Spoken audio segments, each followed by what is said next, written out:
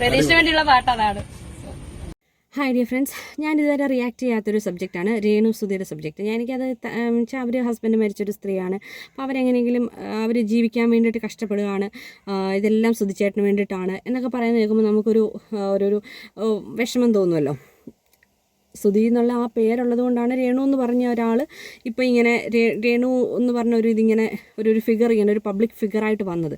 അല്ലാതെ രേണുവിനെ ആരറിയാനാ? സുധി ഇല്ലെങ്കിൽ രേണു ഇല്ലായിരുന്നല്ലോ. പക്ഷേ ഇപ്പോൾ ഉണ്ട്. ഇനിയിപ്പം തീർച്ചയായിട്ടും സുധിയുടെ ലേബലൊന്നും വേണ്ട, കൊല്ലം സുധിയുടെ ലേബലൊന്നും രേണുവിന് ആവശ്യമില്ല.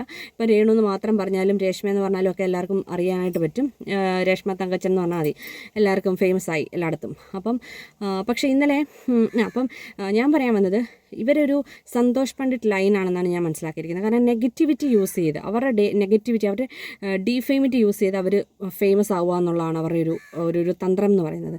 അവർക്കറിയാം. ഇപ്പം നമുക്ക് അറിയാവുന്നൊരു ജോലി ചെയ്തോട്ടെ, അറിയാവുന്ന ജോലി ചെയ്ത് അത് നമുക്കിപ്പം അവർ പറയുന്നുണ്ട് അവർ ഹ്യൂമാനിറ്റീസാണ് പഠിച്ചത്, അതുകൊണ്ട് അക്കൗണ്ടൻ്റായിട്ട് ജോലി വാങ്ങിച്ചത് അവർക്ക് ചെയ്യാൻ പറ്റില്ല. വളരെ ന്യായമായ കാര്യം, ആർക്കും ചെയ്യാൻ പറ്റില്ല. പക്ഷേ അവർക്ക് പാട്ട് പാടാനറിയാം, അവരത് ചെയ്തോട്ടെ. അഭിനയിക്കാൻ അവർക്ക് അറിയില്ല എന്ന് അവർക്കൊഴിച്ച് ബാക്കി എല്ലാവർക്കും മനസ്സിലായിട്ടുണ്ട്. പക്ഷേ വീണ്ടും അവരത് തന്നെ കണ്ടിന്യൂ ചെയ്യുന്നു. അതും ചെയ്തോട്ടെ, കുഴപ്പമില്ല. പക്ഷേ ഇതിനകത്തെ രസം എന്ന് പറയുന്നത്, ഈ കൂടെയുള്ള ആൾക്കാർക്ക് പോലും ഇപ്പം കഴിഞ്ഞ ദിവസം പ്രതീഷിനെ ഇങ്ങനെ എന്താ പറയുക കെട്ടിപ്പിടിക്കുകയും അയാൾ ബ്രദറാണെന്നാണ് പറയുന്നത്. ആയിക്കോട്ടെ, അയാൾ ബ്രദർ ആയിക്കോട്ടെ. പക്ഷേ പ്രതീഷിനൊരു ഫാമിലി ഉണ്ടല്ലേ, പ്രതീഷിനൊരു വൈഫുണ്ട്, ഒരു കുട്ടിയുണ്ട്.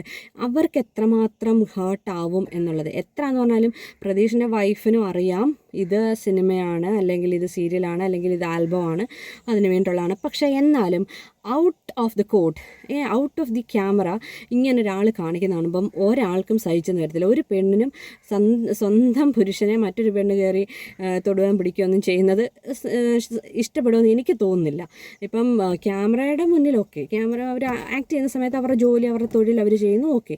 അതല്ലാതെ അവൾ ബ്രദറാണെന്നും പറഞ്ഞുകൊണ്ട് ഈ രേണുസുധി അയാളെ കയ്യെ കയറി പിടിക്കുകയും ഒക്കെ ചെയ്യുന്നുണ്ട്. അതൊന്നും ഒരു വൈഫിന് അഡ്ജസ്റ്റ് ചെയ്യാൻ പറ്റുമെന്ന് എനിക്ക് തോന്നുന്നില്ല. ഇനിയിപ്പം വൈഫിന് അഡ്ജസ്റ്റ് ചെയ്യാമെങ്കിൽ ഓക്കെ, ഞാൻ ഇപ്പം അയാളുടെ വൈഫല്ലാത്തടത്തോളം ഞാൻ അതിനെക്കുറിച്ചൊന്നും പറയുന്നില്ല. പക്ഷേ ഇന്നലെ കിച്ചു എന്ന് പറയുന്ന കൊല്ലം സുധിയുടെ മൂത്ത മകൻ്റെ ഒരു വീഡിയോ വന്നിട്ടുണ്ട്.